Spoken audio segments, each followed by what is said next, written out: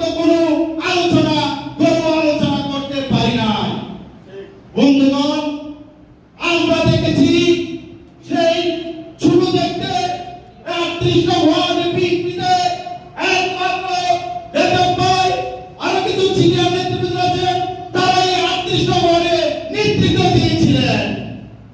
আজকে বন্ধুগণ, কিছু দূষক হাইব্রিড নেতারা তারা সামনের সারিতে এসে বসে